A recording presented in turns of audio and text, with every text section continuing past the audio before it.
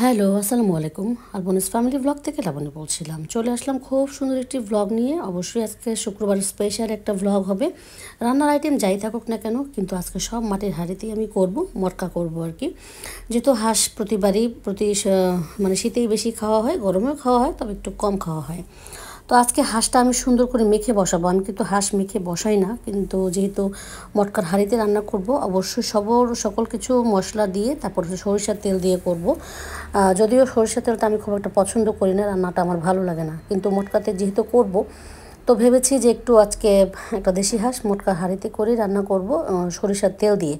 সব রকম মশলা দিয়ে কিন্তু মেখে রেখেছিলাম আমি অনেকক্ষণ, প্রায় আধা ঘন্টার মতো। তারপর হচ্ছে যে হাঁড়িটাতে আমি দেবো, সেই হাঁড়িটাতে তেল সুন্দর মতো করে একেবারে, হাঁড়িটা কিন্তু আগেও ইউজ হয়েছে, শুধু ধুয়ে আমি একটু শুকিয়ে নিয়েছি। এবার সরিষার তেলটা দিয়ে সুন্দর করে এভাবে একটু ঘুরিয়ে রাখবো। তারপরে হচ্ছে গিয়ে যে মাংসটা আমি মেখে রেখেছিলাম, মাংসটা দিয়ে দিব খুব সুন্দর করে। এটা কিন্তু হাঁসের মাংস, ঠিক আছে। সুন্দর করে মেখে দেওয়াতে তারপরে হচ্ছে একটু 3টা রসুন দিয়ে দিব। রসুন দেওয়ার পরে আটা দিয়ে সুন্দর করে সিল করে দিব। এই যে আটা আপনাদের যতটুকু লাগবে অতটুকুই আপনার আটাটা এই জন্য দেওয়া হয়, অনেকে হয়তো বা জানেন না, এটা প্রেশার কুকারের কাজ করবে হিসাবে, ঠিক আছে। কোনো বাষ্প বের হতে পারবে না এটার জন্য। আর এটার জন্য আমার ঢাকনাটা একটু বড় হয়ে গেছে, ছোট ঢাকনা মানে পাচ্ছিলাম না যখন কিনেছিলাম। ঠিক এইভাবে আপনারা হাতের সাহায্যে ঢেকে দেবেন।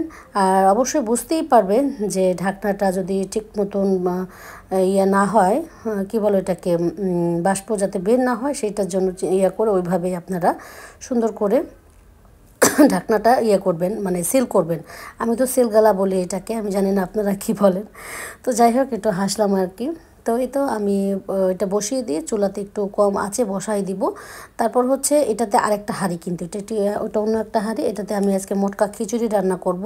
তবে সত্যি কথা বলছি, খিচুড়ি ডাল আমি যেহেতু ইয়ে দিয়ে রান্না করব, কী বলে এটাকে, মানে সরিষার তেল দিয়ে, আমার কিন্তু সরিষার তেলের খিচুড়িটা ভালো লাগেনি, সত্যি কথা। আপনাদের ভালো লাগলে আপনারা করবেন।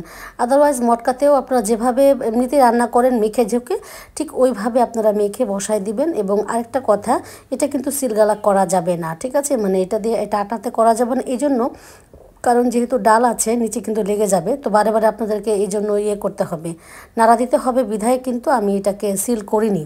এটা সুন্দর করে একদম পানি দিয়ে এখন আমি একটু ঢেকে দিব। পানি ছাড়া তো হবে না, আর এটার মধ্যে কষালেও ভালো লাগবে না। তাই আমি এরকম একটা মানে বাষ্প যাতে না উঠতে পারে সেই মানে ওইরকম একটা ইয়ে দিলাম, কি বলে, ঢাকনা দিলাম। আর টিস্যু পেপার দিয়ে ছিদ্রটা বন্ধ করে দিয়েছি ঢাকনার। আর এখন একটু রান্না ভাজবো হচ্ছে বেগুন। অবশ্যই বেগুন ভাজাটা আপনারা সবসময় দেখেন আমার রান্নাতে, বেগুন ভাজা ছাড়া আমাদের চলেই না, 2-1 দিন পর পরই বেগুন খেতে হবে। বেগুনটা সুন্দর করে মেখে রাখবো। এটাও কিন্তু আমি আজকে মাটির পাতিলেই আমি মানে কড়াইতে আমি ভাজবো।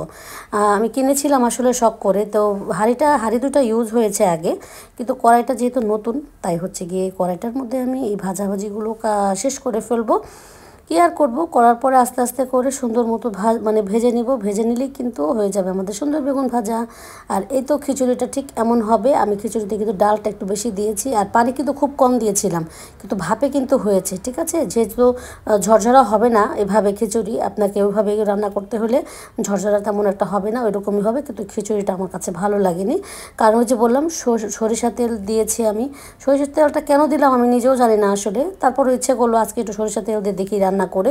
হাঁসটা ভালো হয়েছে, হাঁস গরু এগুলো সরিষার তেল দিয়ে ভালোই লাগে মটকাতে, কিন্তু এইভাবে মানে সরিষার তেল খিচুড়ি মজা লাগেনি আমার কাছে, কিন্তু বাকিদের কাছে ভালো লেগেছে। আমার ননদ ছিল, ছোটো ননদ ছিল, আমার হাজব্যান্ড, ওরা সবাই কিন্তু বলেছে যে ওদের কাছে নাকি ভালো লেগেছে। আর এই তো বেগুন যে ম্যারিনেট করে রেখেছিলাম, বেগুনটা এখন ভেজে সুন্দর মতো লাল লাল করে আমি উঠাই ফেলবো। বেগুনে কিন্তু তেলটা বেশি দিতে হয়, কিন্তু আমি এত তেল দিয়েছিলাম, মানে এখানে কেন জানে খুব তাড়াতাড়ি করে শুষে নিয়েছে। আমি এবার কম তেলে বেগুন কিন্তু ভাজি না, ভাজতে ভালো লাগে না। তারপরে মনে হয় কি যে আর একটু হলেই মনে হয় ভালো হতো। আর একটু ঢেকে দিয়েছিলাম, তো ঢেকে দেওয়ার ফলে দেখা যায় কি সিদ্ধটা একটু বেশি হয়ে গেছে। আর এই তো আমার সেই মটকার যে মাংসটা রান্না হয়ে গেছে। এখন আমি দেখব যে কেমন কি। আমি কিন্তু তেমন একটা পানি দেই নাই, যতটুকু পানি উঠেছে সেটাই, আর একটুখানি হাত ধোয়া পানি দিয়েছিলাম, ওটা দিয়ে কিন্তু মাংসটা রান্না করা হয়ে গেছে। গরুর মাংস হলে কি অনেক পানি ওঠে, কিন্তু হাঁস থেকে তেমন একটা পানি ওঠে না, তেল ওঠে, এটা সত্য কথা। আর দেশি হাঁস ছিল তো, সত্যি কথা বলতে দেশি হাঁস খেতে সবারই ভালো লাগে। আর এ তো এখন নাড়াচাড়া করে আমি পরে একটা কড়াইয়ের মধ্যে নিয়ে তারপরে সুন্দর করে নাড়াচাড়া করব, তারপরে কিন্তু হাঁস রান্নার তেলটা উপর থেকে দেখা যাবে। আজকে এই পর্যন্তই, আল্লাহ হাফেজ।